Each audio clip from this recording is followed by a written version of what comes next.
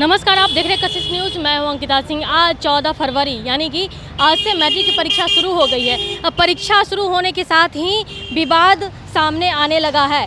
बात कर ले ऑल ओवर बिहार में लगभग 16 लाख से ज़्यादा विद्यार्थी इस बार मैट्रिक की परीक्षा दे रहे हैं। साथ ही साथ 8.5 लाख के आसपास तो सिर्फ छात्राएँ परीक्षा देने आई हैं, जबकि छात्रों की बात कर ले तो 8 लाख छात्रों की संख्या है और 38 ज़िले में लगभग 1500 परीक्षा केंद्र बनाए गए। जबकि राजधानी पटना की बात कर ले तो 71 परीक्षा केंद्र बनाए गए हैं और 71,000 अभ्यर्थी जो हैं परीक्षा देंगे।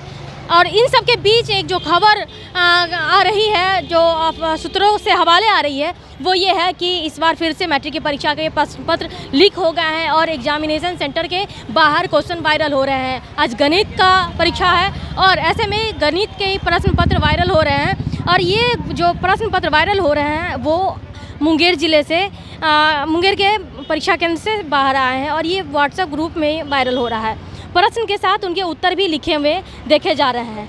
हालांकि मुंगेर सदर एसडीओ की बात करें तो उन्होंने कहा कि परीक्षा ख़त्म होने के बाद ही यह साफ हो पाएगा कि पेपर असली है या नकली। लेकिन सवाल ये कि आखिर इतने सख्ती बरतने के साथ, इतने निर्देश देने के साथ साथ इतने इंस्ट्रक्शन आने के बावजूद जूते मोजे तक उतार देने की बातें सामने आई और उतारे गए, तो ऐसे में प्रश्न पत्र अगर लीक होते हैं तो ये एक बड़ा सवाल होता है, एक बड़ी लापरवाही कही जा सकती है।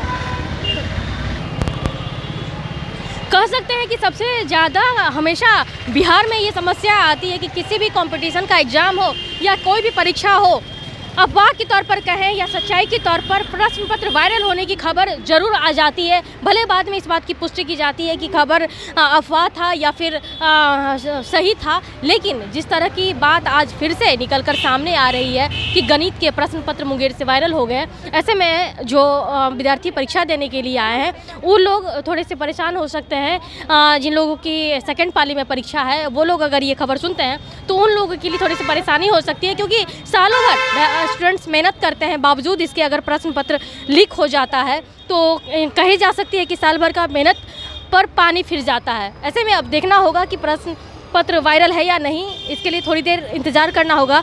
एग्ज़ाम सेंटर से बाहर अगर प्रश्न आ जाते हैं तो मिलाया जाएगा, इससे स्पष्ट हो पाएगा कि प्रश्न पत्र सच में वायरल था या फिर यह एक फिर से अफवाह था इंटर की परीक्षा की तरह। तो उसके बाद ही ये सच निकलकर सामने आएगा कि सही में एग्जाम कुछ प्रश्न पत्र वायरल है या नहीं है। लेकिन जो सबसे बड़ा सवाल सामने आ रहा है कि एग्जामिनेशन सेंटर पर